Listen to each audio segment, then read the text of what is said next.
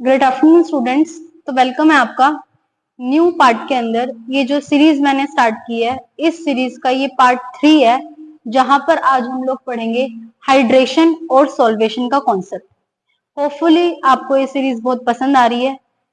ये series helpful है NEET aspirants के लिए, जेई एस्पिरेंट्स के लिए और ऐसे एस्पिरेंट्स जो कि टीचिंग एग्जाम की प्रिपरेशन कर रहे हैं केमिस्ट्री सब्जेक्ट के थ्रू। तो आइए चलते हैं, वीडियो को स्टार्ट करते हैं।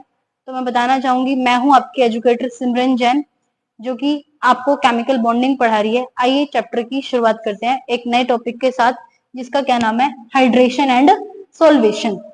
What is hydration? हाइड्रेशन क्या होता है? सबसे पहले हमें डेफिनेशन क्लियर होनी चाहिए किसी भी टर्म की, जब भी हम लोग पढ़ते हैं। Whenever any compound is generally ionic or polar covalent is dissolved in a polar solvent or water। जब हम किसी भी कंपाउंड को डिसोल्व करते हैं, कोई कंपाउंड आपका कैसा हो सकता है, आयोनिक भी हो सकता है, आयोनिक कंपाउंड भी हो सकता है और पोलर कंपाउंड भी हो सकता है।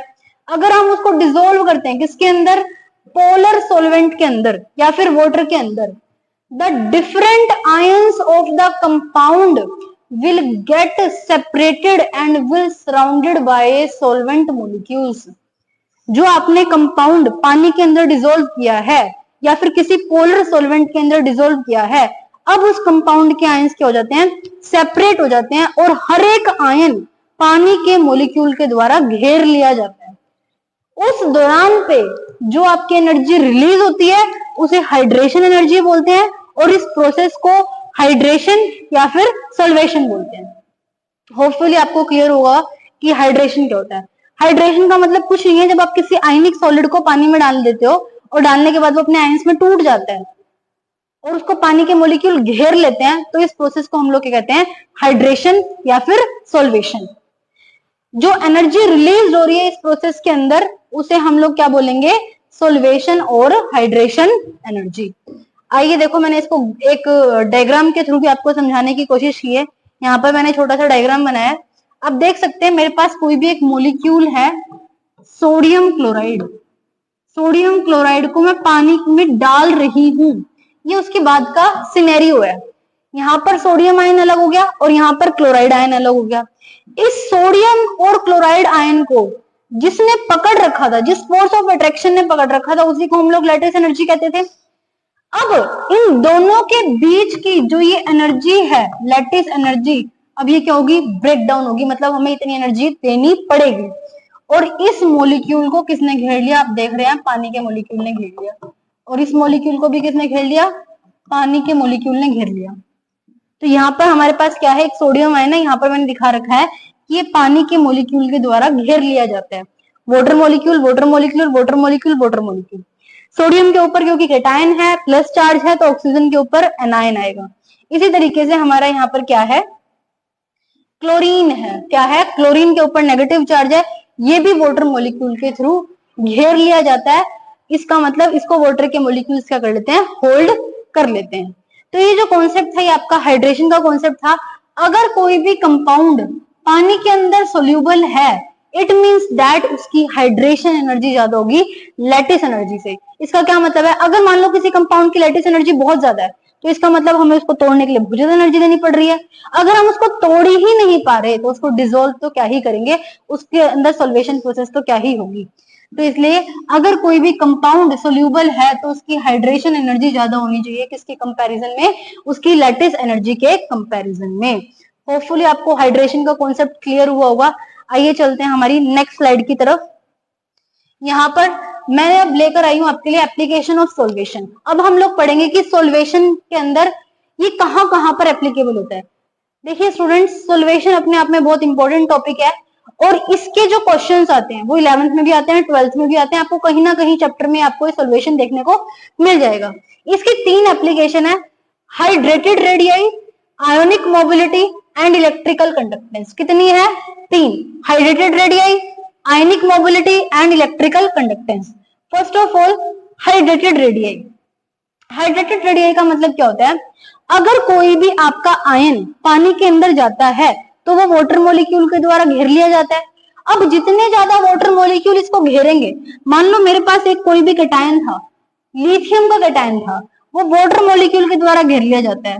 तो जितने ज्यादा वाटर के मॉलिक्यूल उसको घेरेंगे, तो आखिरी वाटर मॉलिक्यूल जो इसके पास था और लिथियम का कैटायन, उनके बीच का जो डिस्टेंस है, आप उसी रेडियाई को क्या कहोगे? Hydrated radii. क्या कहोगे? Hydrated radii. अब देख लेते हैं, अब देखते हैं कि हाइड्रेटेड रेडियाई किस किस फैक्टर के ऊपर डिपेंड करती है। सबसे पहला फैक्टर है हमारा चार्ज डेंसिटी। क्या है? Charge density. चार्ज डेंसिटी का फॉर्मूला होता है बेटा चार्ज अपॉन में साइज। चार्ज अपॉन में साइज। अगर किसी आयन का साइज बड़ा होगा तो उसके अंदर जो हाइड्रेशन है वो क्या हो जाएगी? अगर किसी आयन का साइज बड़ा है तो कम हो जाएगी। देखिए, अगर मैं आपको समझाना चाहूं, मेरे पास क्या है? ये लिथियम है, सोडियम है, सोडियम से लेकर सीजियम है। यहाँ पर जाते जा रहे हैं तो आपका आयन का साइज क्या हो रहा है? इंक्रीज हो रहा है, यानी साइज क्या हो रहा है? बढ़ रहा है। पहले ही बड़ा मॉलिक्यूल है, बड़े मॉलिक्यूल को कितने वाटर के मॉलिक्यूल घेर पाएंगे? बहुत कम घेर पाएंगे। जिस आयन का साइज जितना छोटा होगा उसको उतने ही ज्यादा वाटर के मॉलिक्यूल क्या होंगे? घेर पाएंगे, उसको कवर कर पाएंगे। समझ में आ गई बात? तो इसका मतलब अगर किसी का चार्ज अपॉन में साइज रेशो बड़ा है तो उसकी हाइड्रेटेड रेडियाई भी क्या होगी? बहुत ज्यादा होगी। इट मींस उसका हाइड्रेशन भी क्या है? बहुत ज्यादा है। जैसे कि फॉर एन एग्जांपल, ये लिथियम प्लस है, ये मैंने पानी में डाल दिया। पानी में डालने का मतलब है aqueous. Lithium plus ion, sodium plus ion, potassium plus ion, rubidium plus, caesium plus. तो आप ऑर्डर देख सकते हैं कि लिथियम आयन, जो आयन जितना ज्यादा छोटा वो उतना ज्यादा मोटा। छोटे आयंस को वाटर के मॉलिक्यूल ज्यादा घेरेंगे एज कंपेयर टू बड़े आयन को। अगर मैं यहीं पर गैसेस की बात करती हूँ, गैसेस के अंदर तो कोई वाटर मॉलिक्यूल नहीं है, तो सीजियम का आयोनिक रेडियाई सबसे बड़ा होगा, then rubidium, then potassium, then sodium and then lithium. देखिए स्टूडेंट्स, ये बहुत इंपॉर्टेंट ऑर्डर है और काफी बार एग्जाम में क्वेश्चन पूछा जाता है इसके ऊपर। ये टॉपिक अपने आप में बहुत ज्यादा इंपॉर्टेंट है। अगर हम बात करें तो टॉप से बॉटम जाने पर आपकी हाइड्रेटेड रेडियाई क्या करती है? डिक्रीज करती है। क्या करती है? डिक्रीज करती है। लीना की रब से फरियाद, तो लिथियम की सबसे ज्यादा होगी क्योंकि वो सबसे छोटा है ना, उसका साइज सबसे छोटा है, तो वाटर के मॉलिक्यूल क्या करेंगे? उसको सबसे ज्यादा घेरेंगे, उसको होल्ड करेंगे। आइए पढ़ते हैं इसका सेकंड। हम लोग पढ़ रहे हैं आयनिक मोबिलिटी। क्या पढ़ रहे हैं? Ionic mobility. Tendency of the migration of a ion in aqueous solution. अब आपने पानी के अंदर क्या डाल दिए? आयन डाल दिए। अब पानी के अंदर आपने आयन डाल दिए, आयन अब क्या करेंगे? मूव करेंगे। क्या करेंगे? मूव करेंगे। लिथियम से लेकर सीजियम तक, लीना की रब से फरियाद, सीजियम वाला जो आयन है उसका पहले ही साइज बहुत छोटा है, उसको कम वाटर के मॉलिक्यूल क्या करेंगे? घेरेंगे। बट लिथियम एक छोटा आयन होने की वजह से उसको ज्यादा वाटर के मॉलिक्यूल घेरेंगे। अब कोई मोटा आदमी है तो वो बहुत धीरे धीरे धीरे धीरे चलता है, बहुत धीरे धीरे चलता है। तो इट मीन्स दैट लीना की रब से फरियाद, ionic mobility decreases when the hydration is increases. अगर आपका हाइड्रेशन बढ़ रहा है तो आपकी आयनिक मोबिलिटी क्या कर रही है? डिक्रीज कर रही है। जो आयन जितना छोटा, पानी के उतने मॉलिक्यूल ही उसे घेर लेते हैं। होपफुली आपको ये चीज समझ में आई होगी। नेक्स्ट पढ़ते हैं इसके साथ साथ electrical conductance. Electrical conductance is directly proportional to ionic mobility. अब हम यहाँ पर ऑर्डर लगा के देख लेते हैं। मेरे पास ये 3 आयन दे रखे हैं, इन 3 आयन से मैं आपको 4 के 4 ऑर्डर लगा के दिखाती हूँ। देखना भाई, आयनिक रेडियाई का ऑर्डर। अब हमारे एटम कहाँ पर है? गैसियस फेज में। सबसे छोटा आयन कौन सा है? सोडियम, जो कि हमने पेरियोडिसिटी के अंदर पढ़ा था। लीना की रब से फरियाद। अब तो लिथियम का साइज क्या होगा? आपकी जो रेडियाई का ऑर्डर आएगा, यहाँ पर देखना भाई, यहाँ पर देखना, ये है sodium, magnesium, aluminium. Sodium, magnesium, aluminium. आपने पढ़ा होगा जिसका चार्ज सबसे ज्यादा होता है उसका साइज बहुत छोटा हो जाता है। चार्ज ज्यादा होने की वजह से एल्यूमिनियम का साइज छोटा है। अगर मैं बात करती हूँ हाइड्रेटेड रेडियाई की, जिसका चार्ज छोटा उसका साइज छोटा, जिसका साइज छोटा उसके वाटर के मॉलिक्यूल उसको उतने ज्यादा घेर लेंगे, और जितने ज्यादा उसको घेर लेंगे तो उसकी हाइड्रेटेड रेडियाई भी क्या हो जाएगी? इंक्रीज कर जाएगी। तो आपका ऑर्डर लगेगा कुछ इस तरीके से। अगर मैं बात करती हूँ आपकी आयनिक मोबिलिटी की, तो सोडियम, मैग्नीशियम प्लस एल्यूमिनियम में आप देख सकते हैं जिसका जितना ज्यादा हाइड्रेशन होगा उसकी आयनिक मोबिलिटी उतनी कम होगी। तो एल्यूमिनियम का हाइड्रेशन सबसे ज्यादा होगा क्योंकि उसका साइज क्या है? सबसे ज्यादा छोटा। तो मोबिलिटी ज्यादा किसकी होगी? Sodium, then magnesium, then aluminium. Hopefully आपको ये 3 फैक्टर समझ में आए होंगे। हाइड्रेटेड रेडियाई आपकी डायरेक्टली प्रोपोर्शनल है हाइड्रेशन के, आयनिक मोबिलिटी इनवर्सली प्रोपोर्शनल है हाइड्रेशन के, और इलेक्ट्रिकल कंडक्टेंस भी आपकी इनवर्सली प्रोपोर्शनल है हाइड्रेशन के। आइए चलते हैं अपनी नेक्स्ट स्लाइड की तरफ। यहां पर देखना, अगर हम लोग कुछ सोल्यूबिलिटी का ऑर्डर लगाते हैं, आप देख सकते हैं कि ये लिथियम फ्लोराइड है और ये लिथियम आयोडाइड है। ये आपका कैटायन है और ये आपका एनायन है। कैटायन एनायन का साइज, लिथियम सबसे छोटा कैटायन है जबकि आयोडाइड सबसे बड़ा एनायन है। कल मैंने आपको स्मॉल कैटायंस और लार्ज एनायंस लिखवाए थे, तो ये उसी से क्वेश्चन है। तो इसका मतलब इनके बीच में बॉन्डिंग कैसी होगी? एक तो बहुत छोटा और एक बहुत बड़ा, दोनों के बीच में बॉन्डिंग कैसी है? दोनों के बीच में वीक बॉन्ड बना हुआ है। कैसा बॉन्ड बना हुआ है? वीक बॉन्ड बने होने की वजह से इसको तोड़ने के लिए एनर्जी कम लगेगी। इसका मतलब इसका हाइड्रेशन क्या होगा? ज्यादा होगा। ये सोल्यूबिलिटी क्या कर रही है आपकी? इंक्रीज कर रही है। लेफ्ट से राइट जाने पर आपकी सोल्यूबिलिटी क्या है? बढ़ रही है, क्योंकि इनके बीच में बॉन्ड कैसा है? वीक बॉन्ड है। वीक बॉन्ड है। ऐसे इधर देखना भाई, ये सोडियम आयोडाइड है। सोडियम का कैटायन छोटा, आयोडाइड का बड़ा, तो ये भी क्या करेगी? इंक्रीज करेगी, क्योंकि दोनों की बॉन्ड अच्छा नहीं बना हुआ ना, एक लार्ज है एक स्मॉल है, इनके बीच में बॉन्ड बिल्कुल भी अच्छा नहीं बना हुआ, तो हमें इनको तोड़ने के लिए बहुत कम एनर्जी देनी पड़ेगी। बेरियम सल्फेट, बेरिलियम सल्फेट से लेकर बेरियम, ये लार्ज आयन है। लार्ज आयन का मतलब लार्ज साइज। इन दोनों के बीच में बॉन्डिंग कैसे होगी? बहुत ज्यादा हाई होगी। इसका मतलब आपकी सोल्यूबिलिटी क्या करेगी? डिक्रीज करेगी। क्या करेगी?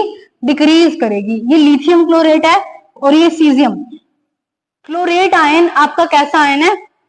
आपका कैसा आयन है? इसका लार्ज आयन है। लार्ज आयन है और ये भी लार्ज साइज है। दोनों के बीच में बॉन्डिंग कैसे होगी? बहुत अच्छी होगी। तो इसका मतलब सोल्यूबिलिटी क्या करेगी? डिक्रीज करेगी। बेटा क्या होता है, आप लोग कई बार कंफ्यूज हो जाते हो। ये पूरा ऑर्डर लिखा हुआ है, lithium fluoride, lithium chloride, lithium bromide, lithium iodide, तो ये ऑर्डर है। इसलिए यहाँ पर क्या है? Increase, increase, decrease, decrease. जितना ज्यादा आयनिक रेडियाई में डिफरेंस होगा उतनी ज्यादा सोल्यूबिलिटी होगी। भाई जितना आयंस में आपका डिफरेंस होगा उतनी ही ज्यादा क्या होगी? आपकी सोल्यूबिलिटी होगी, क्योंकि उनको तोड़ना उतना आसान है ना। अगर किसी चीज को हम इजिली तोड़ सकते हैं तो वो इजिली डिसॉल्व हो जाएगी। अब ये कुछ पॉइंट्स हैं, ये 6 पॉइंट्स हैं। ये ऐसे 6 पॉइंट्स हैं जो कि आपके सोल्यूबिलिटी को स्ट्रॉन्ग करते हैं। और ये 6 पॉइंट्स सिर्फ इसी चैप्टर में ना आकर आपको बहुत जगह पर देखने को मिलेंगे। जैसे कि आप लोग एक चैप्टर पढ़ते हैं सोल्ट एनालिसिस, ये पॉइंट्स आपके वहां पर बहुत काम आएंगे। तो एक बार इनको गो थ्रू हो जाते हैं। All the salt of ammonium and the alkali metals are soluble in water. जितने भी आपके सॉल्ट है, ये सब एनसीईआरटी का निचोड़ मैंने आपको एक जगह पे लाके रख दिए। ये सब एनसीईआरटी के पॉइंट है, अलग अलग बुक्स, अलग अलग टॉपिक से हैं। तो ये आपको पता होना चाहिए कि कुछ फैक्ट्स हैं जो कि सोल्यूबिलिटी के हैं पानी के अंदर। जितने भी अमोनियम के सॉल्ट होते हैं, एल्कली मेटल होते हैं, वो सब सोल्यूबल होते हैं पानी के अंदर। किन किन को छोड़ के? Lithium fluoride, lithium phosphate, lithium oxalate, lithium carbonate. ये पॉइंट आपको ध्यान रखना है, इवन आपको लर्न करना है, ठीक है। All the nitrate, perchlorate and acetate ion are soluble. ये सारे आयन सोल्यूबल होते हैं। कौन कौन से? नाइट्रेट, परक्लोरेट, ClO4 का मतलब होता है perchlorate, and acetate. Sulphide of ammonium, alkali metals and alkaline earth metals are also soluble.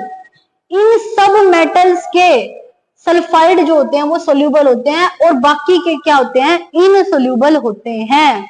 किसमें इनसोल्यूबल होते हैं? पानी के अंदर। Sulphates are the elements are the soluble. लगभग सल्फेट सभी एलिमेंट के वाटर के अंदर सोल्यूबल होते हैं। किस किस के नहीं होते? Barium sulphate, calcium sulphate, lead sulphate और स्ट्रोंशियम सल्फेट, इनके सोल्यूबल नहीं होते। Hydroxide of ammonium, alkali metals, barium hydroxide are soluble and rest are insoluble. इनके हाइड्रोक्साइड क्या होते हैं? सोल्यूबल होते हैं, बाकी के सोल्यूबल नहीं होते।